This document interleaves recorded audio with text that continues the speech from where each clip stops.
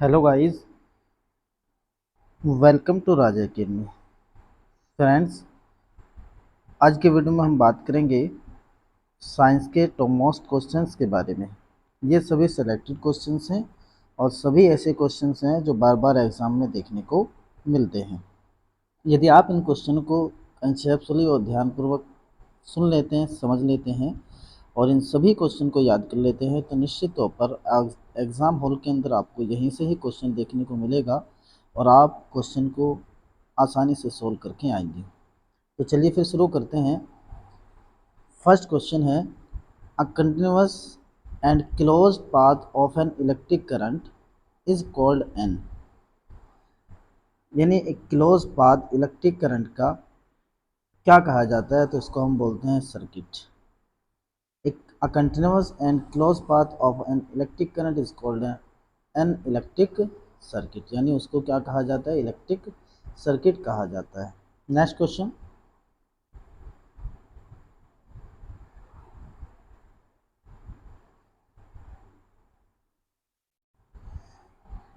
है electric is expressed by the amount of charge flowing through a particular area in unit time।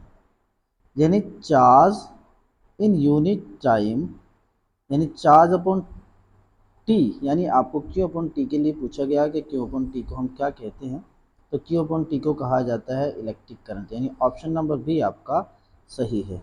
Next question,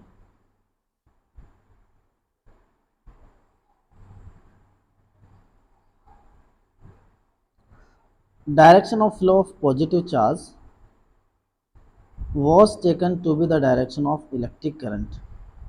आपको true और false बताना है। यानी positive charge की अगर ये डायरेक्शन है तो करंट की डायरेक्शन क्या होगी। एक्चुअल में करंट की डायरेक्शन पॉजिटिव चार्ज के अलोंग, जबकि नेगेटिव चार्ज के अपोजिट होती है। दोनों चीज़ें आपको ध्यान रखनी है। अगर पॉजिटिव चार्ज के लिए कहेगा तो direction of the current is along to the positive charge, जबकि direction of the current is opposite to the negative current. दोनों चीज़ आपको ध्यान रखनी है। नेगेटिव का मतलब क्या है, कई बार आपसे ये क्वेश्चन पूछा जाएगा कि इलेक्ट्रॉन, सपोज एक वायर है और इस वायर के अंदर ए टू बी इलेक्ट्रॉन फ्लो हो रहे हैं, तो करंट किस डायरेक्शन में फ्लो होगा, तो current B to A flow होगा। रीज़न क्या है, क्योंकि जो इलेक्ट्रॉन होते हैं वो नेगेटिव चार्ज होते हैं और direction of the current is opposite to the negative current, जबकि डायरेक्शन ऑफ द करंट जो होती है वो नेगेटिव चार्ज की अपोजिट होती है। इस वजह से अगर electron A to B flow होंगे तो हमेशा electric current B to A flow होगा। आपको ध्यान रखना है। Next question, 1 ampere is constituted by the flow of 1 coulomb of charge per. यानी आई की वैल्यू आपको क्या दी गई है, 1 एम्पियर। चार्ज भी आपको क्या दिया गया है, 1 कूलम। तो ये पूछा गया है कि उसमें टाइम कितना लगेगा, वो टाइम लगेगा आपका 1 सेकेंड। ऑप्शन नंबर सी आपका सही है। नेक्स्ट क्वेश्चन,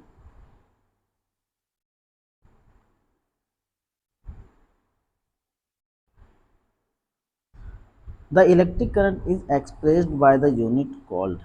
यानी इलेक्ट्रिक करंट की यूनिट क्या होती है, तो इलेक्ट्रिक करंट की यूनिट होती है एम्पेयर। ऑप्शन नंबर सी आपका सही है।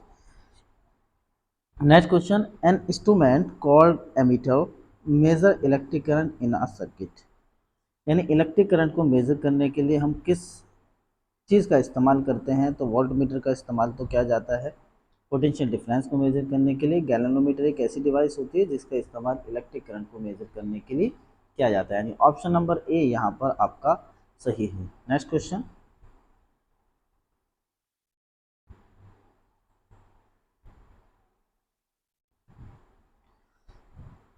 We I graph is a straight line that passes through the. यानी V I, V directly proportional I, जो कि ओम्स लॉ होता है, इसमें जब ग्राफ खींचा जाता है तो एक्चुअल में जो ग्राफ होता है ये ओरिजिन से होकर जाता है, ये ओरिजिन से होकर जाता है। अगर आप ओरिजिन यहाँ है तो यहीं से आपका ग्राफ होकर जाएगा। यानी ऑप्शन नंबर सी आपका सही है। Next question, Electric current flowing through a metallic wire is directly proportional to the potential difference V across its end provided its temperature remain the same. This is called, तो इसको हम बोलते हैं ohms law। यानी इसमें ये पूछा गया है कि V और I एक दूसरे के डायरेक्टली प्रोपोर्शनल होते हैं। ये लॉ किसने दिया? तो ये दिया ohms ने। इस वजह से इसको हम क्या बोलते हैं? ohms law कहते हैं। Next question,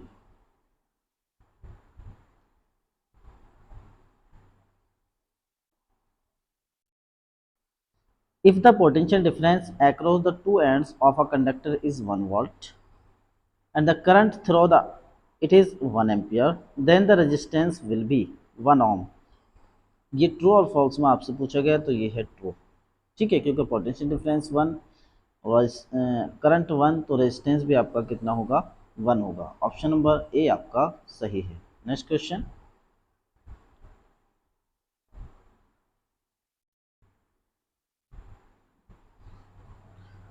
a component used to regulate current without changing the voltage source is called। यानी एक ऐसा कंपोनेंट जो करंट को रेगुलेट करने के लिए इस्तेमाल में किया जाता है तो ये होता है सेल। यानी सेल एक ऐसी डिवाइस है जिसका इस्तेमाल करंट को मेंटेन करने के लिए, करंट फ्लो करने के लिए किया जाता है। यानी इस क्वेश्चन का ऑप्शन नंबर बी आपका सही है। फ्रेंड्स, आज की वीडियो में बस इतना ही। यदि आपको वीडियो पसंद आई हो तो लाइक कीजिए, सब्सक्राइब कीजिए और शेयर कीजिए। Thanks a lot.